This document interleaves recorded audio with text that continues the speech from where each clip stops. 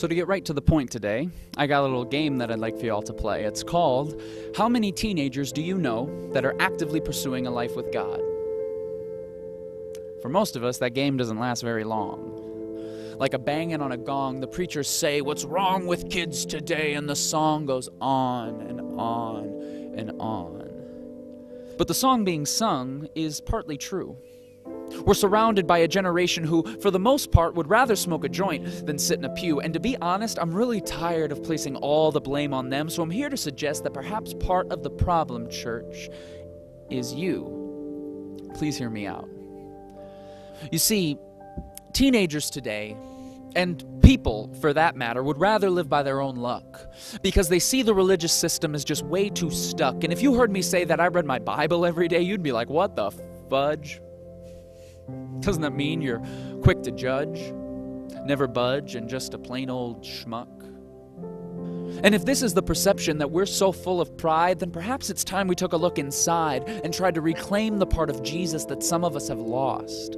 The one who partied with sinners, touched the lepers, loved the children, and who paid the highest cost. Have you ever considered just how many parties Jesus went to in the Gospels? If someone wanted to throw a party today, church, I'm not sure that they would hire us. People don't want to gather around Jesus anymore. They gather around Lady Gaga and Miley Cyrus. And I'm not here to bash secular music either. I'm tired of that. And plus, I like some of those songs. I'm here to suggest, church, that we also might be in the wrong. Please hear me out. You see, it's clear in the lives of the next generation, the church rarely plays a part. And maybe that's because some of the messages in TV and film and radio are a little bit more from the heart. The church shouldn't be this billboard of propaganda, a list of shoulds and should nots. It should be a living, breathing art piece where people see us and they say, I want what they've got.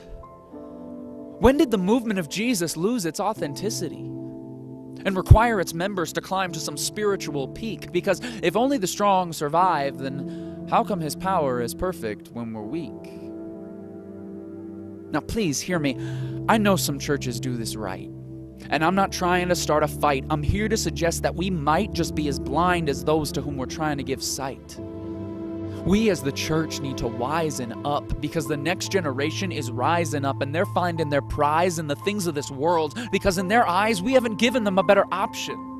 Running away from the church like a toxin because some of us are locked into a system of judgment and dismay. Hate you if you're struggling, different, or gay. Why would anyone want to stay when they're just viewed as a project on which we can project a list of rules? And the more we try and protect the children in this way, the more we reject what God is trying to project through them, and that is his project of authentic love.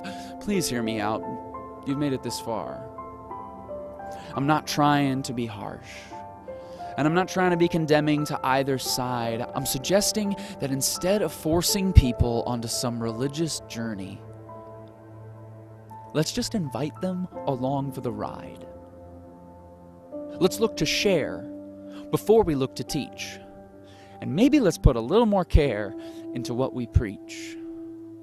Let us make faith in Jesus a little more attractive. And by that, I'm not talking about hip or cool. I'm talking about interactive.